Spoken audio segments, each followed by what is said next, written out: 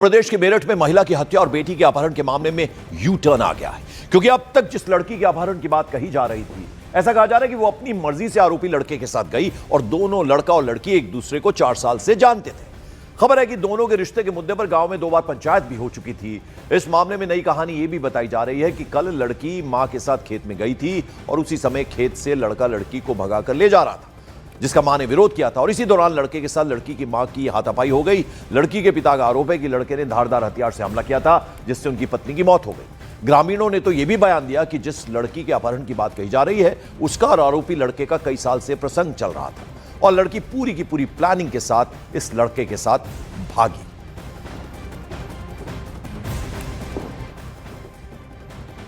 लड़का लड़की संपर्क में कैसे आए, क्या हुआ था?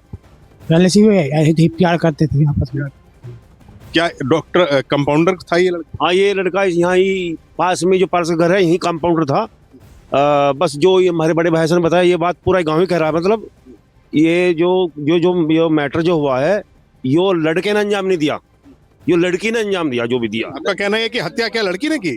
हाँ, लड़की ने धारदार हथियार उसके हाथ में पलकटी थी, जो बताने वाले बता रहे, हम तो थे नहीं यहाँ पर। लड़की ने, वो लड़का तो अभी नाबालिग है, लड़का तो नाबालिग है। लड़की की उम्र, हाँ, लड़की की उम्र जो 22 साल है, लड़का मेरे साल 14-15 साल का होगा। हाँ, ये जो भाई साहब ने कहा कि लड़का जो था जिस पर हत्या का आरोप लगा है, उसने हत्या नहीं की है। नहीं, उसने नहीं की। क्या हुआ था? वो तो उसने खुद, लड़की ने बुलाया था उसे फोन करके कि आजा तू, भाई मैं यहाँ जंगल में हूँ, चलेंगे हम।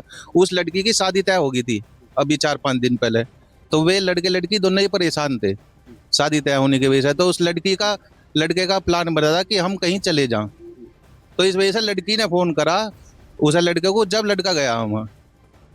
और लड़की के गायब होने की अलग कहानी के बीच उसके परिवार ने एक बार फिर से पुरानी बात को दोहरा दिया, दावा कर दिया कि लड़की का अपहरण हुआ। यानी गांव के लोगों का कुछ और कहना है और लड़की के परिवार का कुछ और।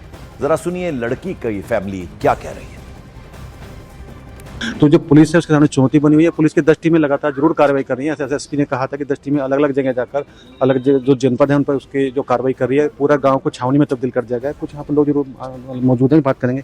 भैया, बॉडी जो ना रखी हुई है, संस्कार नहीं करते हैं, कुछ बताएंगे? हाँ जी, ये इतना लड़की हमारी बरामद नहीं होगी, इतना हम इसका संस्कार नहीं होने देंगे। हाँ जी। ये जो लड़के थे कहाँ के थे? हाँ जी, ये कपसाड़ के थे गाँव के। हाँ, गाँव के। तो क्या मतलब कोई पहले भी कोई धमकी दी थी इस तरह कुछ? नहीं, पहले कोई धमकी नहीं। ना लड़के ने मिला, इतना हम उठने देने के अपनी बॉडी। और आनंद तिवारी मेरे सहयोगी इस वक्त हमारे साथ जुड़े हैं। आनंद, ये जो मेरठ का मामला है, क्या कुछ बात सामने निकल कर आ रही है? लड़का का परिवार कुछ और कह रहा है, लड़की का परिवार कुछ और कह रहा है। देखिए, बिल्कुल पंकज, इस वक्त हम कपसाड़ गांव में मौजूद हैं मेरठ का, और यहीं के पीड़ित परिवार है, यहीं के आरोपी हैं, जिनको लेकर लगातार मेरठ पुलिस की टीमें जो है दबिश दे रही हैं। और आप देख सकते हैं यहाँ पर लगातार जो चंद्रशेखर आजाद की पार्टी है उससे जुड़े कार्यकर्ता यहाँ पर पहुँच रहे हैं। सपा और बसपा के भी स्थानीय कार्यकर्ता यहाँ पे पहुँचे हुए हैं। जो विधायक हैं स्थानीय, वो भी यहाँ पर पीड़ित परिवार के साथ मौजूद थे और पूरी तरीके से गांव को छावनी में तब्दील कर दिया गया है। पुलिस की टीमें लगातार रेड कर रही हैं जो आरोपी हैं उनकी गिरफ्तारी के लिए। लेकिन पीड़ित परिवार का कहना है कि जल्द से जल्द जो उनकी बेटी थी उसको पुलिस बरामद करे। और इस मामले में जाहिर सी बात है कि अभी कानून व्यवस्था पुलिस के लिए सबसे बड़ी चुनौती, जिसको लेकर यहाँ पर लगातार जो है वो फोर्स तैनात की गई है। और पुलिस का कहना है कि बहुत जल्द इसमें आरोपी जो है उनकी गिरफ्तारी भी कर ली जाएगी। बिल्कुल। और ये जो लड़का है उसके बारे में अभी तक कुछ पता चल पाया, कुछ और जानकारी, कुछ और इंफॉर्मेशन? 9 टीमें बनी है पुलिस की, जो जानकारी मिल रही है।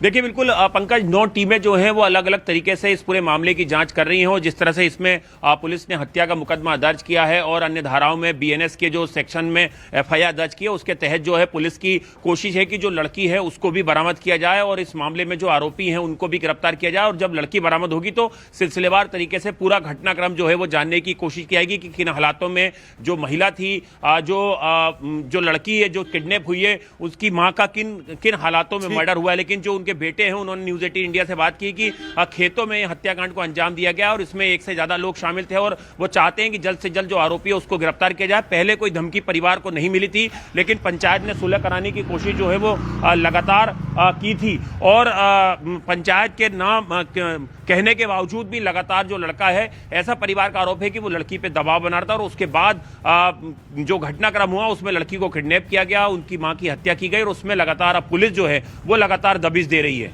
बहुत बहुत शुक्रिया इस अपडेट, इस जानकारी के लिए आनंद तिवारी आपका। और ये जो पूरी खींचतान चल रही है, इस सब के बीच लड़की के पिता अपनी पत्नी का अंतिम संस्कार नहीं करने पर अड़े हुए थे। उन्होंने लड़की के मिलने तक अंतिम संस्कार न करने की बात कही थी। इस पर एसएसपी ने उन्हें समझाया। सुनिए लड़की के पिता से बातचीत। बाबा क्या नाम आपका? क्या हुआ था? जी क्या हुआ बाबा? छोल में गए थे जी हम। जी मैं पहले चले गया था, फिर लड़की और हमारी घरवाली आई बाद में जी। रास्ते में मिले लड़के दो या चार, जो भी वो तो नहीं पता होगा। उन्होंने लड़के को छेड़खानी करा तो घरवाली ने विरोध उठाया, उन्होंने उसको फरसे से काट दिया और लड़की को उठा कर ले गए। कौन लोग थे बाबा? वे राजपूत ही थे, गांव के ही? गांव के ही हैं, पारस।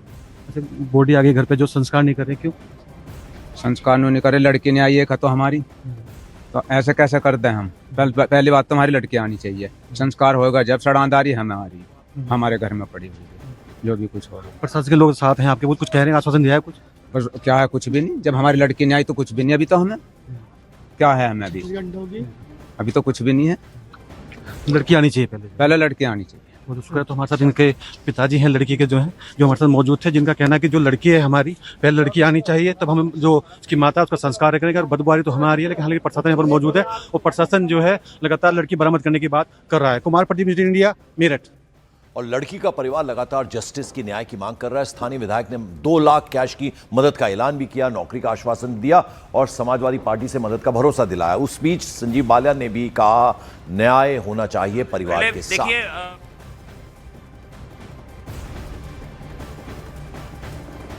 पीड़ित परिवार से मिलने संजीव बालियान साहब आए। सर क्या कहना चाहेंगे आप, ये जो घटना हुई है इस पर?